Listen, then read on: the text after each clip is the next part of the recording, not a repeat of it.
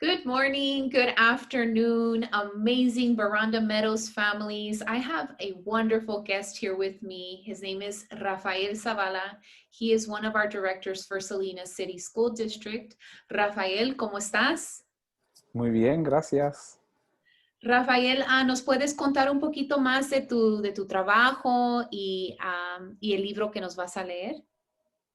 Claro, yo trabajo en el distrito y el propósito de mi trabajo es ayudar a todos los estudiantes a alcanzar sus metas por medio de diferentes programas, ya sea consejería, salud, ¿verdad? También tenemos el programa PBIS, ¿verdad? La cultura y el clima de la escuela y en realidad, ¿verdad? El bienestar de todos los estudiantes. Thank you, Rafael. Would you care to say that in English as well, please? Sure. So my name is Rafael, and I work for Salinas City's school district, and I work in the Pupil Personnel Services Department. And so we actually have a variety of things that we work on, but they're all geared to supporting the special needs of kids. Everybody's special, so everybody has special needs. Everything from PBIS, culture and climate, health services, and of course, counseling. Well, thank you. Can you share which book would you like to read aloud with our amazing students?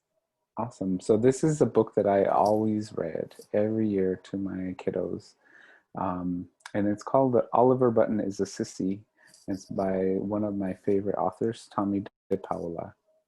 Awesome. I'm going to pin your screen and I'm ready to hear the read aloud. Awesome. Thank you. Oliver Button is a Sissy by Tommy DePaola. Oliver Button was called a sissy. He didn't like to do things that boys are supposed to do. Instead, he liked to walk in the woods and play jump rope. He liked to read books and draw pictures.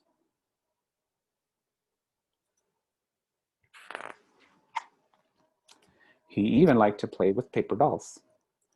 And Oliver Button liked to play dress up. He would go up to the attic and put on costumes.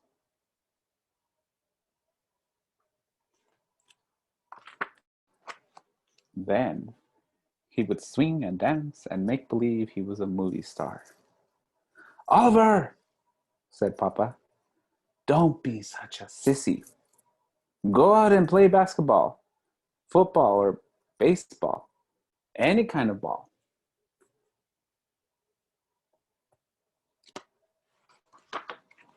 But Oliver Button didn't want to play any kind of ball. He didn't like to play ball because he wasn't very good at it. He dropped the ball or struck out or didn't run fast enough.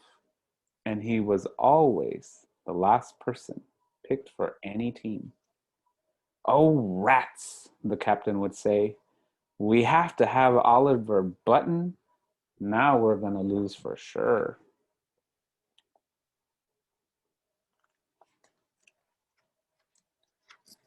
Oliver, said Mama, you have to play something. You need your exercise.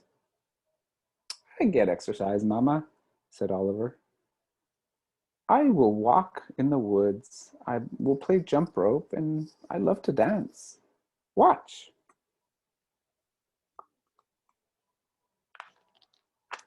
So Mama and Papa sent Oliver Button to Miss Lee's dancing school, especially for the exercise, said Papa.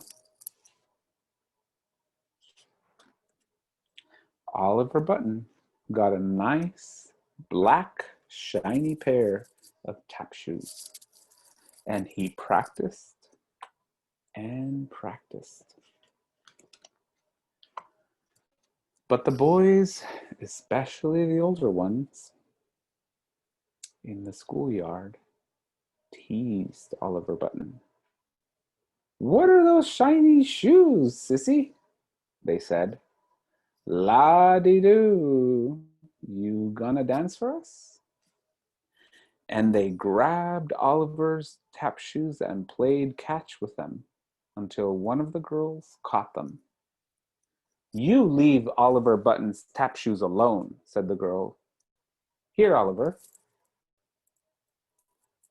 "Gotta have help from the girls," the boy said teasingly.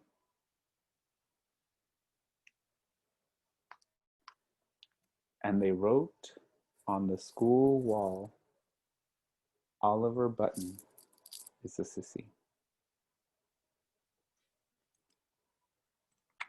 Almost every day, the boys teased Oliver Button. But Oliver Button kept on going to Miss Lee's dancing school every week, and he practiced and practiced. One day, a talent show was announced. "Oliver," said Miss Lee, "there's going to be a talent show at the movie theater on Sunday afternoon, 1 month from now. I would like you to be in it. I asked your father and mother, and they said it was up to you." Oliver Button was so excited. Ms. Lee helped him with his routine. Mama made him a costume, and Oliver practiced and practiced. Finally, it was Friday, before the big day. "Class," the teacher said, "on Sunday afternoon, there will be a big talent show at the movie theater. And one of your classmates is going to be in it. I hope you will all go and cheer for Oliver Button." "Sissy," whispered the boys.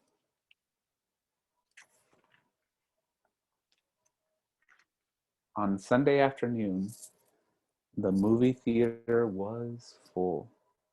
One after the other, all the acts were performed. There was a magician and an accordion player, a baton twirler, and a lady who sang about the moon, June, and kissing.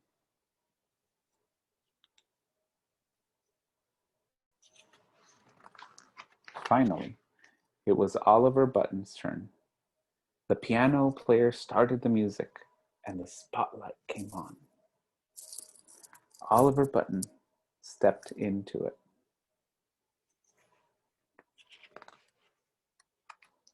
Dum-de-dum, the music went.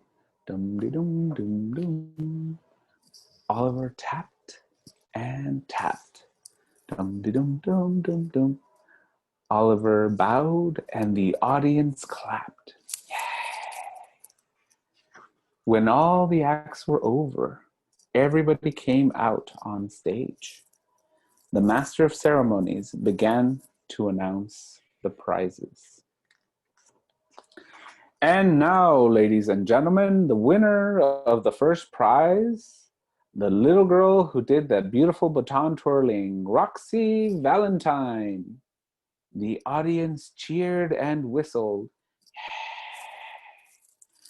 Oliver, Oliver Button tried not to cry.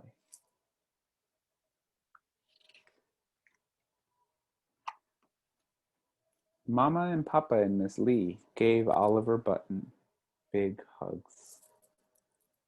"Never mind," said Papa.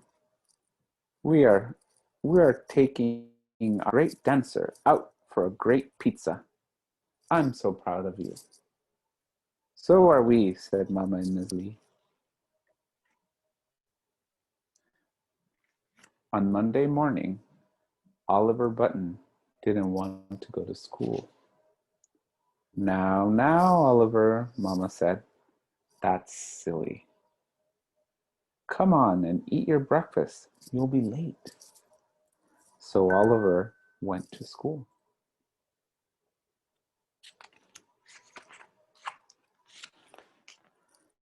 When the school bell rang, Oliver Button was the last to go in.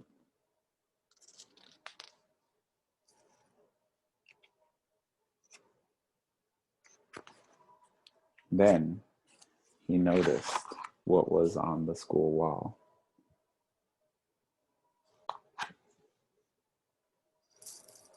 Oliver Button is a star. The end. What a beautiful, beautiful story. That is the first time I've ever heard. I've heard of Tommy DiPaola, but I've never read that book. Um, Rafael, can you tell us why you picked this book? Well, this is October, and in October we're celebrating inclusion. So this is an amazing book about how I really feel a student was included um, in their own life, in the life of the school. And so one of the things that that really struck me was how initially a lot of the students were bullying him, and then when they got to really see who Oliver was, who he really was, right? He was a star. And at the very end, everybody recognized him and included him as a star. Thank you so much, Rafael, Mr. Zavala. It was a pleasure hearing you read the story. Well, thank you for inviting me. Thank you. Thank you. Students, we will have a suggested activity for you if you'd like to share with us, with Mr. Zavala and myself. We can't wait to see your responses, your artwork. Stay tuned for that. That will be included in this Read Aloud. I always like to say go Hawks at the end, Mr. Zavala, if you would like to join me on this one at the count of 3. 1, 2, 3, go! Go Hawks! Woo! Woo!